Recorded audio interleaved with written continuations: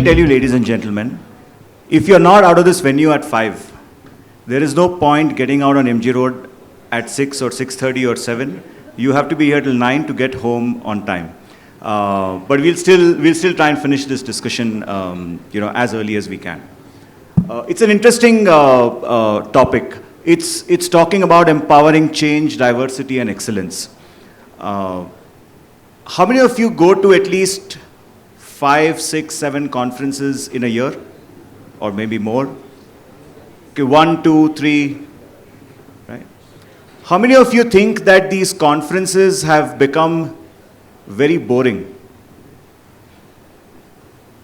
Apart from exchanging visiting cards, apart from sitting and speak. How many of you have the white bands? It'll be interesting. Can you just raise your hands? All of you have white bands? Excellent. Speakers listening to speakers. That's the most interesting thing that I've seen. The reason why I'm bringing this up is we talk a lot about embracing change, but very rarely are we bold enough to take steps to effect change. And today I'll request all my panel members to not wear the hat of the organization they represent, because then that restricts them into telling what they are supposed to say because they're representing an organization. So with your permission, and let's not represent any organization. Let's have honest conversation on, if we are talking of learning, and in learning, if we are talking of how do we change, how do we embrace diverse learning abilities, and how do we chase excellence. Let's have honest conversation around that, such that at least people who are sitting in the room have 1 or 2 things that they take back and create that into their charters of learning for next year. Yeah. Is that fair to the audience as well? We are not wearing our org hat, so don't look at which organizations we represent. Whatever we say are our personal views, just to make sure that the conversations are honest. Let me start with the first question, and we'll start with all of you. All of you can sort of speak about this. Sharon, sorry, I know you gave me a set of questions, but I'm not asking any of those. We just changed that outside. As learning professionals and HR professionals, right? Can you tell me 2 bold steps you would like to take if you were not representing your organization in the learning journey? And this is for everybody. So all of you can think of 2 bold steps that you would take as leaders if you are not wearing your org. Pink Floyd, another break in the wall. Teacher leave our kids alone. So let the learners know what they should learn, regardless of what the organization wants them to learn. So one is leave the kids alone. Second? Yeah, just adding on to that, keep the learner at the center of the whole learning piece. Have no organizational No, that's mandates. not bold. That's not bold. See, as a moderator, I can take the liberty of saying that it's not agreeable, right? Bold is we are talking of change. And if you're saying, everybody here spoke about let's keep the learner in the center of the universe, right? I mean, so many panels spoke about that. So discarded. So I need bold. When I say learner at the center of it, don't have organizational mandates of... Don't have mandates of organization. Yes. Don't let the learner believe that the management or the leadership wants certain things to be done, and hence you need to learn to, impact that consequence. Yeah. You figure out what your learning is. Ensure that there are guardrails, but the passion, interest of the learner, which ties with the organization needs, is what needs to be Just to follow up, if it's bold, why do you need guardrails? There must be some kind of a framework to hold it all together. Why? We all work for organizations. That's no, why. I'm saying we're not wearing the organization hat. Okay, take away the guardrails. The guardrails are gone. Okay, let's remove guardrails. No, the reason why I'm asking this is, we are often so entangled in trying, and of course, we have an obligation to the organization that we are working, and obviously we have to do what organization requires from time to time, no doubt about it. And that could be for, say, 50-60% of learning agenda. Upskilling, reskilling, getting them job ready, getting them career path ready, etc., etc. But even if you're able to give 40% of freedom to the learners to say, do whatever that you want to do, what's your view on that? It's a good thing, because at the end of the day, you have a happy employee, which means productivity is going to get affected in a positive manner. So I think it's a good deal. Excellent. Thanks. What are the 2 bold things you're going to do? I would say only one, which is take more risks. Create an environment where you can take a lot more risk. Take more risks. And why do you think people are not taking risks? Well, the same thing that you said, which is organizations have guardrails. There's a certain limited agenda that you work with. And within that space, we all, I'm sure, try to make the most of it, right? But I think the one thing that a lot of organizations do, especially given that I know we used the term VUCA earlier, there's BANI, there's, whatever your choice of acronym poison is, I think the fact remains that everybody's a little skeptical just now. It's an environment where a lot of organizations are just waiting and watching. This is not the time when a lot of companies want to take a risk. And I think it reflects in business strategies, but it also reflects in how and what we want our people to learn, right? So at some point, I hope that there will be more space to take risks. You take risks when you know that you have a safety net. That in turn will ignite more curiosity, which means what you're learning and the type of learning you do, that also is impacted, right? So for me, I think more risk taking. Just to follow up. See, the good thing about moderating it is you can ask a lot of difficult questions, right? If you were to take one risk, give an example of a risk that you would take in your career as a learning leader or an HR leader.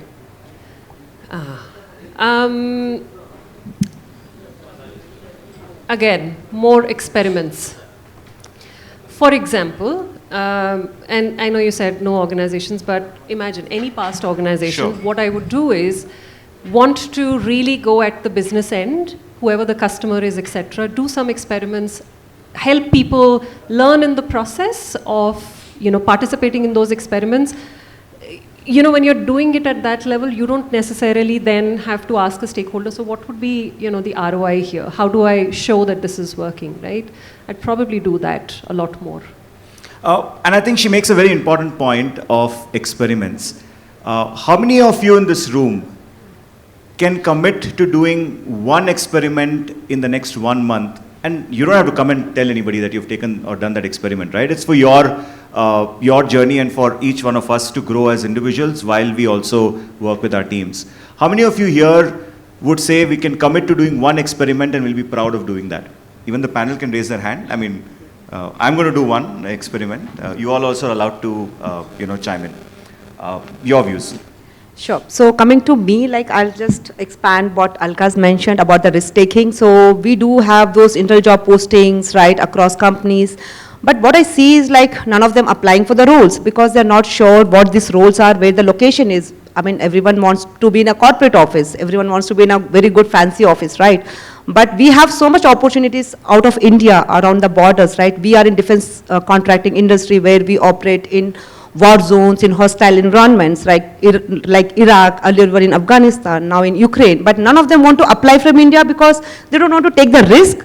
They have the skill set, they have the talent, so the onus is on the HR to kind of make sure their managers drive this into the team and they kind of apply within those roles. Probably, maybe one is they don't want to take the risk or they don't want to take that route. We just mentioned it's just for a year, you can come back with a lot of knowledge on ground when you learn, right? But that's where the risk taking is very less. For me, if you ask as a bold step, for me as a HR leader is to drive that across the industry where I'm operating. Thanks for sharing that. My next question is on change, and I started the discussion saying that our conference is getting boring. Are we not wanting to change formats? To you, from a change management perspective, right? What is more important? To be the catalyst to effect change without shouting, saying we are changing, we are changing, we are changing, or to over-communicate the change you want to bring about in organizations? Which of these two you think from a learning perspective will be easier to adopt by the learners or by receivers? No, I think definitely communicate the intent to bring about the change rather than say that, this thing, right? So, and create a platform where that change comes in automatically. And, sometimes we don't need to shout about it. I think the pandemic was the biggest shout in the recent times in our lifetime, right? It shot up the otherwise sleepy hybrid learning environment into a $340 billion industry, which was unthinkable. Not that it was not happening, but accelerated development that you can go outside and learn and you need to do that, was a change that was not brought by us. And good it wasn't, because we possibly couldn't have driven a change as big as that. Right? Compulsion, coercion, through a lot of pain. But it did drive the change, right? Out of the 340 billion, I think corporate edtech, for example, in hybrid learning is using just about 24, 25 billion, right? So there is change that is happening.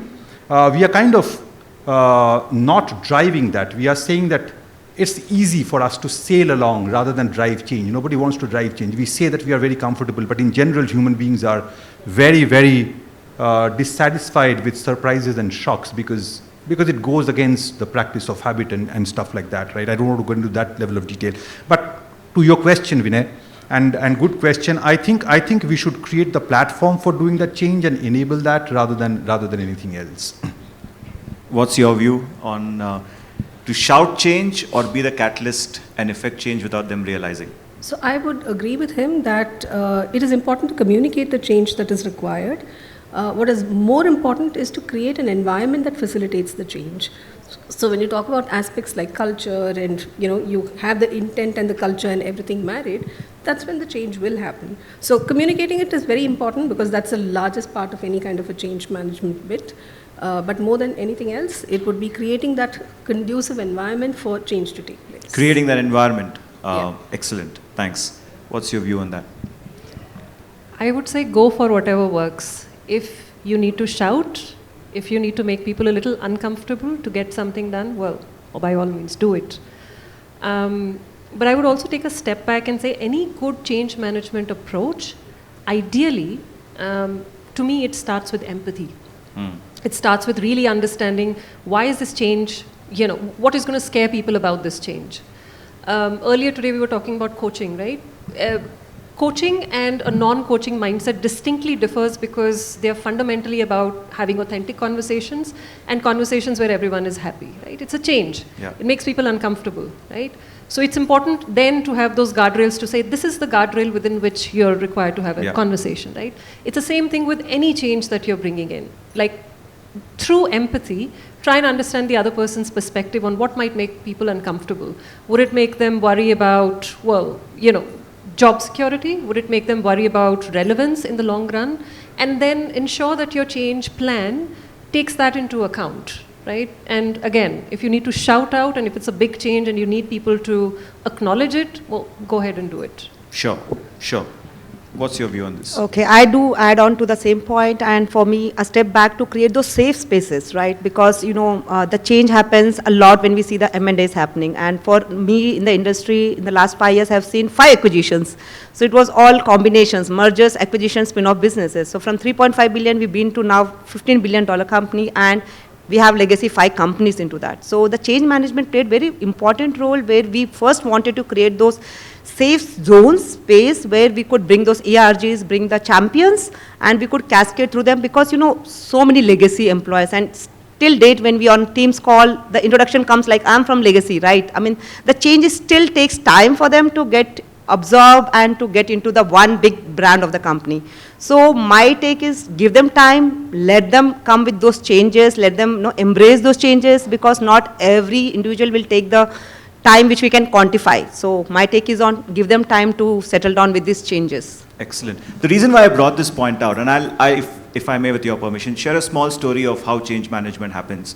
We work in a multi-generational environment and everybody understands change differently. We no longer are working in an environment where you can affect change by force. You typically would affect better change by inspiration rather than force, right? If you're inspiring your workforce, chances are they will adopt to changes a lot faster than force. In my earlier stint in another startup where I was heading HR, we had to sort of bring in confidence to our people to go and pitch to customers globally. Now, how do you bring in confidence? You could have a series of trainings on confidence building. That's one way of saying that, okay, this is how you'll build your confidence. But as a startup, you're constrained with resources. You will not have budgets to train people, etc. So I did a small experiment. Because we're an Indian startup, we adopted to wearing Indian formals to work once a week. I said, let's wear kurta once a week to work, and let's see what happens. Now, the guy is wearing kurta, he's coming, sitting in office, and he's talking to a customer. The customer says, oh, you're wearing a bright outfit. Is there an occasion in your office? He proudly says, no, I'm an Indian organization, this is an Indian formal, blah, blah, blah. The minute he's saying that, without realizing, his pitch becomes confident from a worrisome pitch. When somebody compliments you, you're more confident about yourself. It's a very subtle change. He doesn't even know something is affecting them, but they suddenly become very confident in the way they're presenting or representing the organization. As learning leaders, as HR leaders, when you have to effect change, because you're at the forefront of a lot of times CEOs coming and asking you, saying that, hey, how do we manage this change? What do we do with this change, right? If you're able to play the catalyst role, you will see the results which would surprise you. Let's quickly move on because I only have 9 more minutes and I want to have 5 minutes for Q&A so that you can ask tough questions to all 4 of them, not me excluded. What does diversity in learning not mean to you? And this is for everybody. If I'm putting you on a spot, we can start with your neighbor. I love this, in panelists saying, okay, can you answer this first? See, you want to take a shot at it. What it doesn't mean is one size fits all. One size fits all? It's Excellent. not that, definitely. Excellent point. Because we are trying to be diverse and at the same time, we want the same training content to be delivered to everybody in the same format. Is that what you're saying? No. I think there is merit in standardizing some part of training that you do, especially if you want, for example, your employees to have a consistent managerial experience, no matter what part of the organization you're sitting in. So there is merit in standardizing parts of it, but it doesn't mean that, for example, we were talking about different generations in the workforce, right? Not everybody wants to learn the same things. Not everybody wants to learn the same way. So making space for that while ensuring that you meet the org mandate of, some compliance, some standardization as well. That's a very important point you make. Not everybody wants to learn the same way. And therefore diversity is very critical, or diverse ways of learning or imparting training is very critical. What's your view on, I'll just pick on that point and we can start, what's your view? A, if you want to answer the first question, she's already answered it, but B, how do organizations have different style of teaching so that your learners who have different requirements or needs of learning can adopt to it? See, there are breathtaking examples. I don't want to get into that, but avant-garde examples and approaches in terms of training. But fundamentally, I think I personally would be very prone to getting into an organizational learning system which does not talk about learning mechanisms, learners, etc., etc. It typically targets itself on a much higher plane. We have 7 forms of intelligence that goes into any kind of learning, and we can converge that into a sustainable learning platform. So an organization that actually looks at that value of converging the 7 forms of intelligence and creating a platform is something that automatically brings in diversity, equity, inclusion in the learning process and sustains it. Could you elaborate all 7 forms for the audiences in case you can? Oh yeah. So fundamentally, I mean, there's most of you would possibly be knowing about the 7 forms of intelligence, right? I mean, you talk about musical intelligence, right? You talk about mathematical/analytical intelligence. You talk about spatial intelligence and stuff like that, right?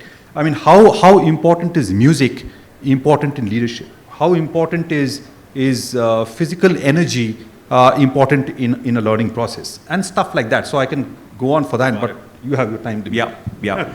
When we were young, we had different ways of memorizing tables. Some would memorize using songs, some would memorize using different idioms, etc., right? What experiment have you done, or you think we should do as organizations in using those methods to impart great learning experiences?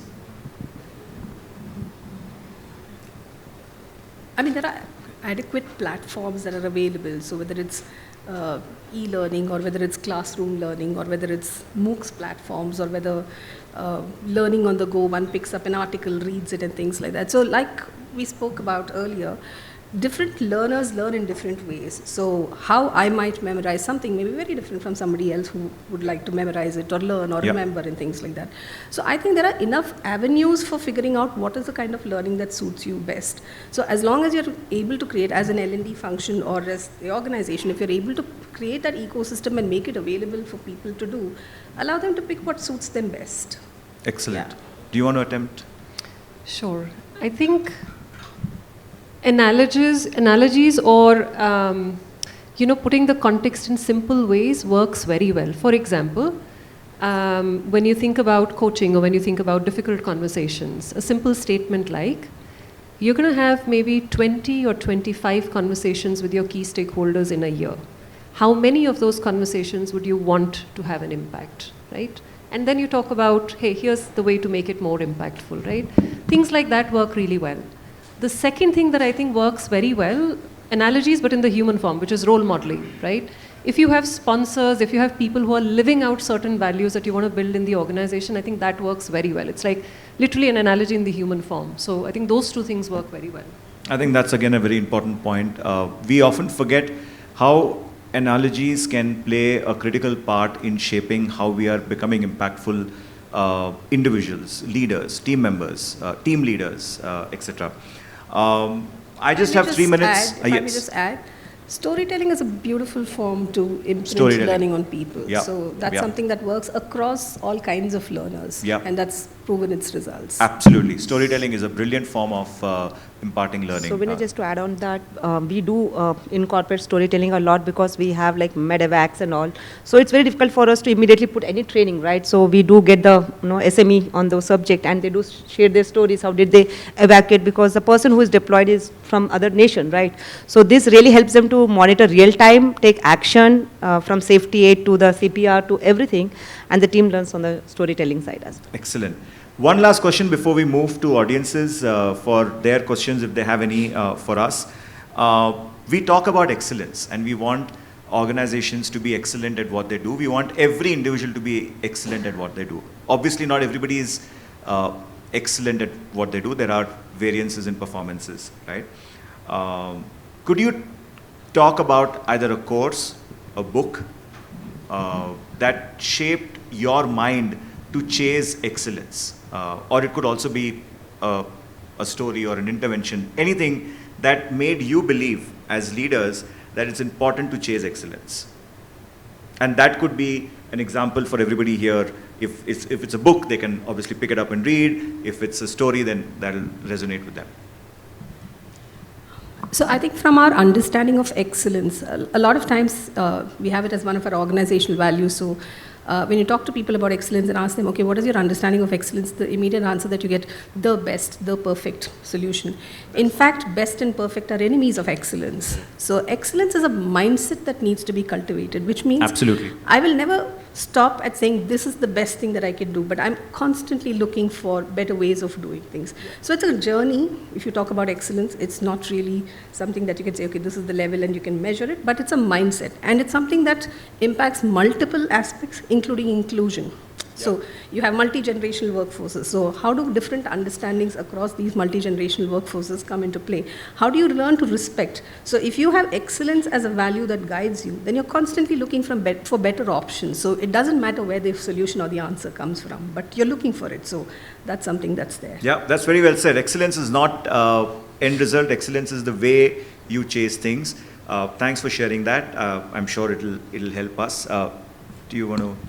If you ask me, Vinay, I mean, even Lapata ladies gave me enough inspiration to pursue excellence. But if you are asking about a book, I think possibly it is.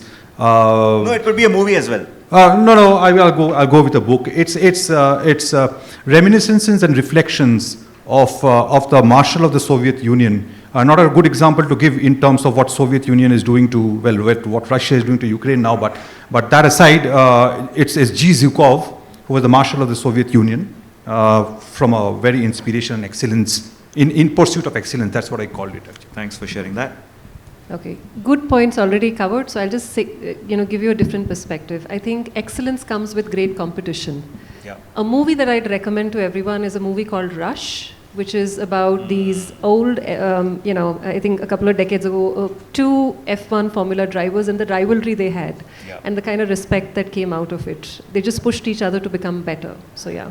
I think that's a brilliant recommendation. If you've not watched it, you must watch it. If you've watched it, watch it again. It'll refresh some memories post this conversation. So I'll keep it very short. For me, excellence comes like again when we learn with the industry. So in the last 10 years with manufacturing industries, the excellence for me, operational excellence, learning Toyota way, right? So those are the things which I keep enhancing my knowledge on that.